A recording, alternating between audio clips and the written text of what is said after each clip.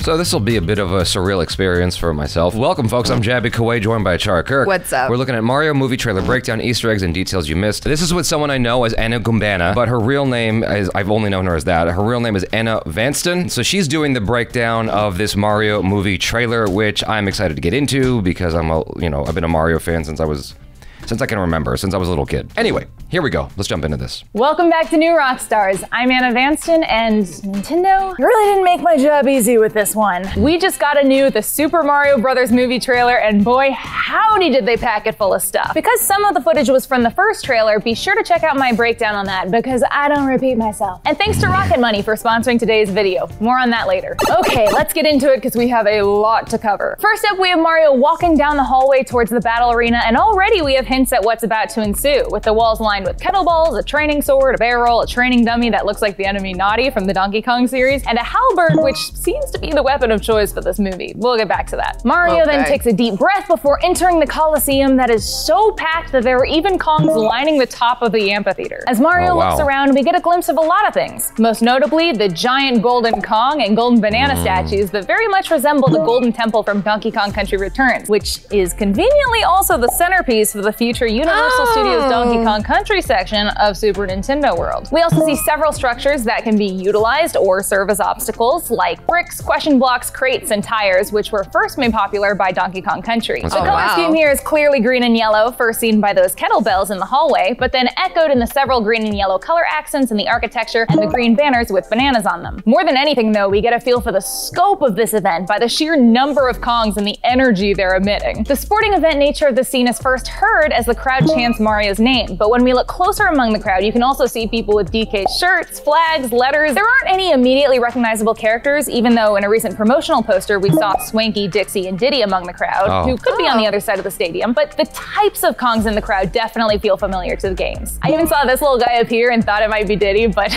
no. We're then treated to a let's-a-go before we're shown Donkey Kong for the first time. Miyamoto said in the premiere for the trailer that they changed Donkey Kong's design for the first time since he became a 3D model, and they gave him a more comical design reminiscent of the original Donkey Kong. I don't see that comparison. I don't see that at all. In fact, he looks just like the game to me. He looks just a little goofier, I suppose, but mostly the same makeup. You know, the interesting thing about Donkey Kong is they mentioned the tire, and I'm like, oh yeah, I remember that back in the day. I begged my dad to get me Donkey Kong Country. I'm like, this is the last game I'll ever want, please. I just want this game so bad. The graphics were so groundbreaking at the time.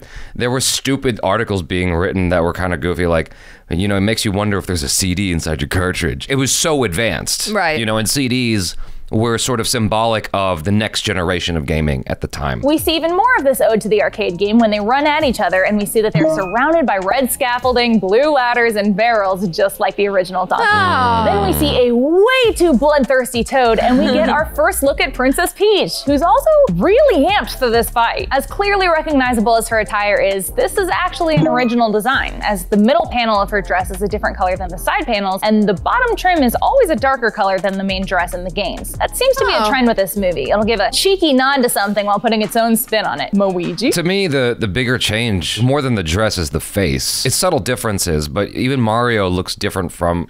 They have his face down pat. Like, they've mapped out what Mario's face looks like, and it's pretty much been the same for a while, but in this movie, there's just a different quality to it. Toad looks to me one-to-one the same as he does in the game. Yeah. There's something just different about Peach. Nothing wrong, nothing bad, but I just notice it. As DK beats Mario's mushrooms to a pulp, the side shot we get almost mimics the 2D view of Super Smash Bros., which is fitting for this fight. And Gamersplane pointed out the specific in-air pose Mario hits, which is the mirror image of his pose on the cover of Super Smash Bros. Ultimate. We see a few more details of the course, most notably that they're above water, so everything is safer than it may seem. And there's a little hidden cave off to the side, potentially referencing the hidden bonus caves in Donkey Kong Country. If I say Donkey Kong Country 20 more times in this video, I'll Venmo you 10 bucks. Then we see what can only be Cranky Kong as a ruler of some sort, which is new. Not really sure how he acquired that much power, but Cranky Kong is canonically the Donkey Kong that appeared in the original arcade games, so maybe he had the arena decked out and all that scaffolding and whatnot because it reminds him of the good old days. I'm glad she pointed that out because I was wondering who that was. I looked at him and I'm like, I haven't the slightest clue who that might be. I would have never thought, you know, Cranky Kong, because he was never dressed up like that. We're then shown Bowser intimidating a captured Luigi, saying the only thing standing in Bowser's way is a human with a mustache just like Luigi's, which implies he's probably holding Luigi hostage to get to Mario. Also during this, we're shown Bowser's minions just partying it up with food and drinks, speakers, flashing lights, limbo, a conga line. Limbo. This dude's passed out. There also looks to potentially be a stage at the back, perhaps one that a certain King of Koopas could perform a musical number on?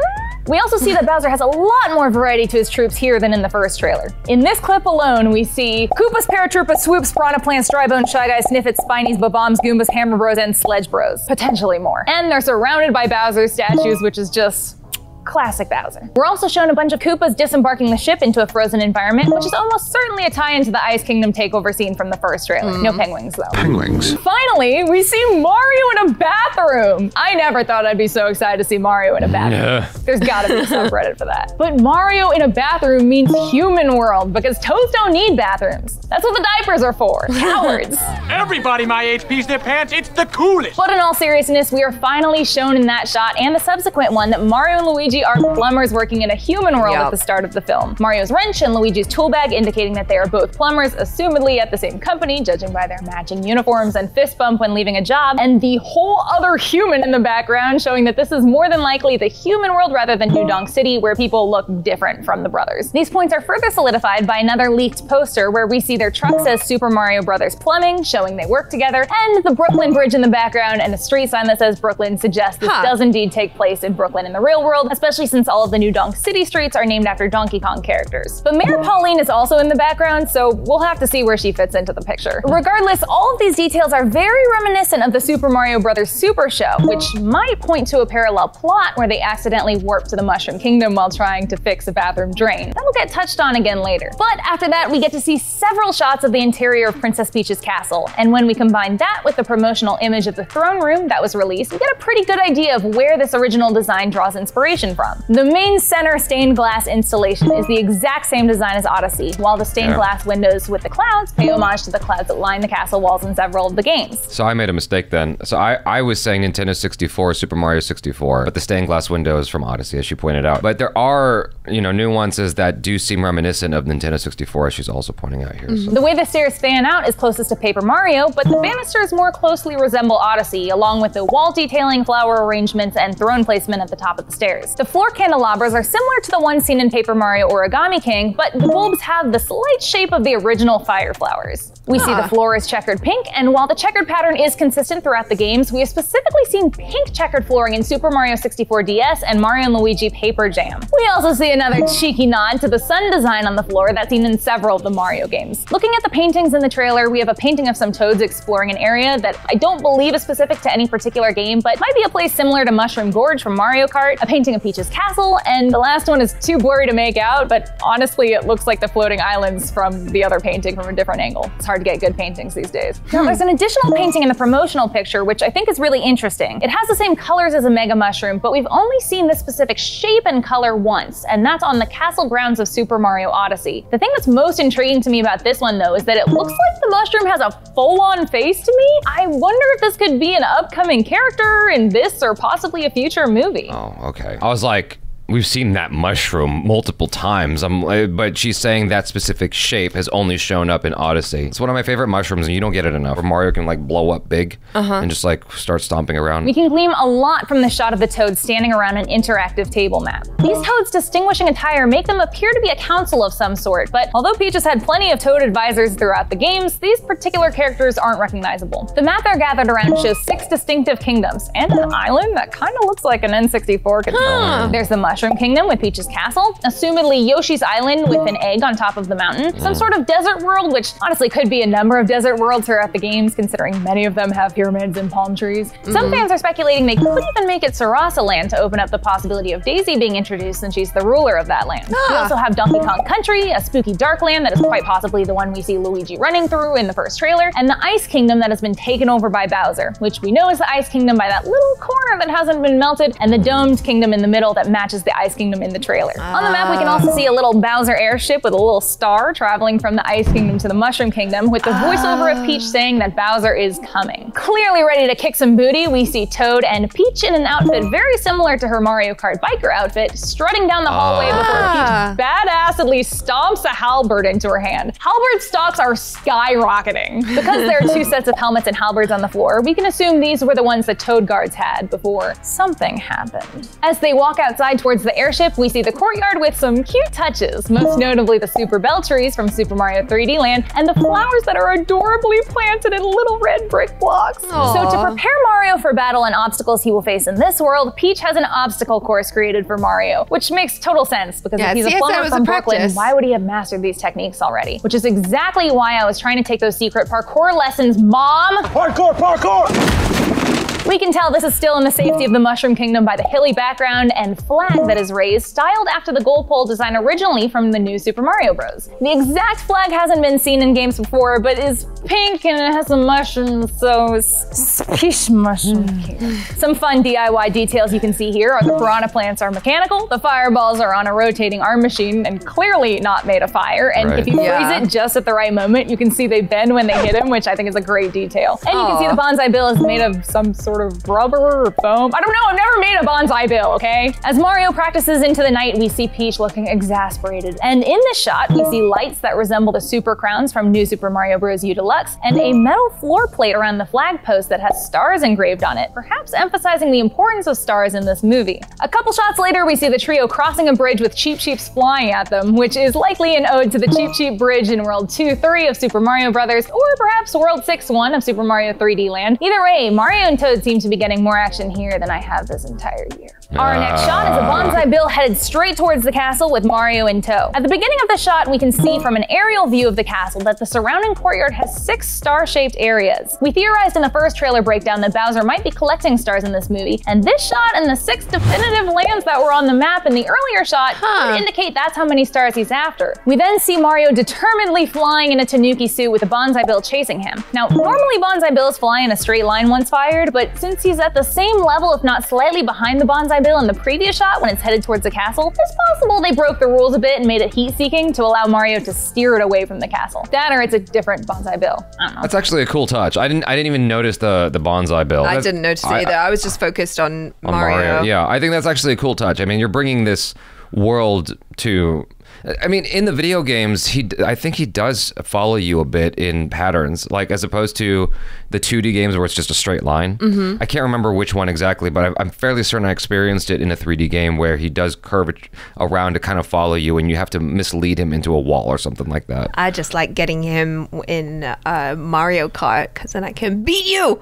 Bonsai, boy, hold on. Isn't it called Bullet Bill? I thought it was called Bullet Bill too, but I'm like, I don't know anything about Mario, so maybe there's a bonsai bill and a bullet bill. We see the trio in a huge field of fire flowers, and a cool detail here is that before Peach touches the flower, her dress is normal, and in the next shot it changes to her Fire Peach dress. Oh, the details! She also has a line here mentioning how there are a lot of galaxies, which indicates we're definitely going to be getting a Super Mario Galaxy nod, which I speculated about in the first breakdown as well. In this section, we also see glimpses of various lands, including a sunset view over cliff sides that distinctively resemble the rock structures from Rock Candy Mines in New Super Mario Bros. U, and a scene from what looks to be Yoshi Island. The scenery looks like the beginning of the game Yoshi's Island, but also is reminiscent of Yoshi Village from Paper Mario. And even though we see every color Yoshi in the huge horde of Yoshis running, this guy chilling, we have yet to see the green and white red-shoed Yoshi that we all know and love. Then we see a beautiful shot of what I assume is the interworld between pipes, unless Mario got his soul punched out by Tilda Swinton. But this shot is very similar to the cutscene in Super Mario 3D World where they travel through a space like this, and far off we can see pipes to other places in the background. We see Luigi, who still has his plumbing bag, placing it at the beginning of the movie, frantically flailing and calling out to Mario. Although they grab hands in the trailer, since they're seemingly separated for the rest of the movie, I have to imagine they're gonna give us a Kingdom Hearts Sora and Kairi moment. I can't talk about it. And because they didn't cram enough in for me to dissect, this trailer rounds out with a referential Mario Kart scene. Okay, let's start with the location. The waterfalls, greenery, and cliff sides could be influenced by various Mario Kart levels like DK Jungle or Shy Guy Falls, but there's also an interesting detail in the background. background. On both sides, you can see a red track in the distance, and on the right side, you can also see what looks to be maybe a wooden mine entrance as well. There are a few games they could have pulled from here. The reddish track could be from Toad's Midway Madness from Mario Party 4, the mine entrance makes me think of the minecart levels in Donkey Kong Country games, and in Donkey Kong Country Returns, there's a minecart track where you go from a cave to the outside, and in DK Jungle in Mario Kart, you zip around cliff sides, and there's even a section where you go through the Golden Temple. Although this might be influenced from the games, it's definitely an original design and will almost certainly be utilized in the movie. They're also driving up a Rainbow Road, which is definitely an homage to the several Rainbow Road courses in the games. This one most closely resembles the Mario Kart DS or Mario Kart 7 one, although the colors are reversed. It also looks a lot like the Rainbow Road Mario and Luigi drive up to get to Bowser's Castle in Paper Mario Color Splash, in which you also collect 6 stars.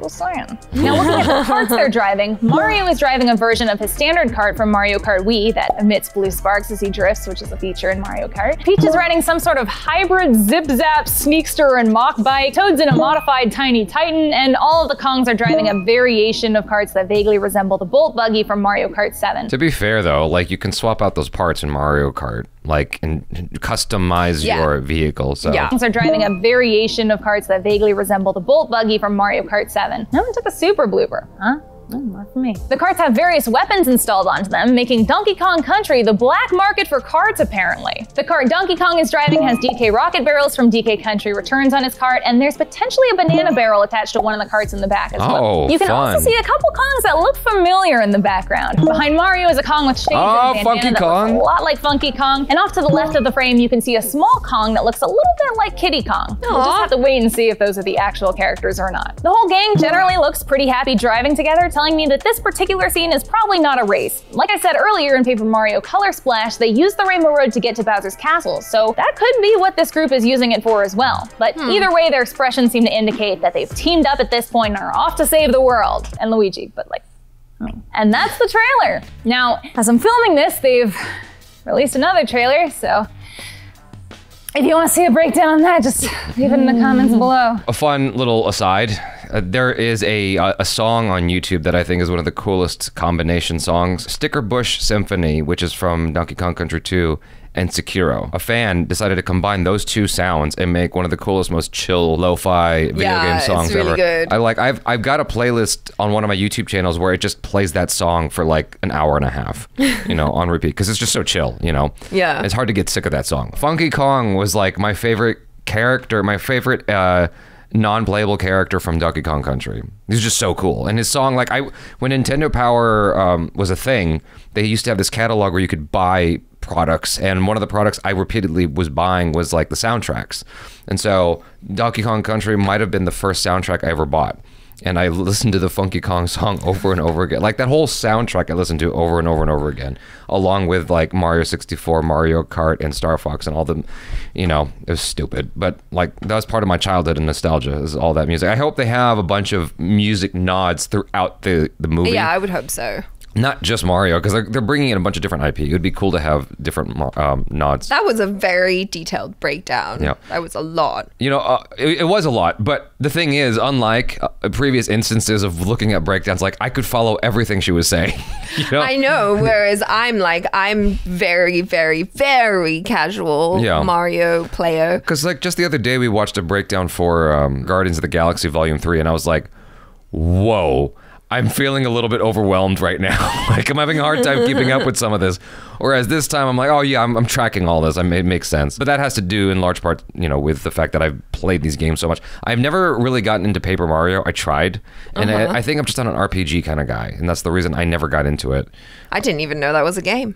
Yeah, they have several of them. And like there's a whole like fan base for that game. Oh, wow. It reminds me that there's like a whole subsection of Mario games I've never played, like the golf one or the time machine one or Mario Paint. Like there's all these other, you know, rando Mario games that are probably quite interesting. I just never made the time for it. Yeah, my favorite's Mario Party. But I did call out the possibility that when DK was slapping the shit out of Mario, that was more of a reference to Super Smash Brothers. Yeah, you did. And that's what she was saying. I mean, this is all just interpretation, I suppose, but it does seem pretty apparent, especially like the way he's beating him up and the angle and all that stuff. Yeah. It's fun. This is fun. Yeah, this is really good. Yeah. She actually did something really cool, which is she got me even more pumped for the movie. I'm even more excited now to watch the film. Good. Yeah, she did a really good job. Yeah. And it's still very surreal because like we've hung out with her. She came to my 1 million subscribers party and she shot videos with you for the Indian channel. Yes. So it's just like a little bit trippy to now see her on New Rockstars. I'm like, what? What's going on? No, well deserved. Because like she's been like a Nintendo gamer since forever, super nerdy, very knowledgeable, and gorgeous, wonderful human being. And so I'm so happy that she's part of the New Rockstars family now.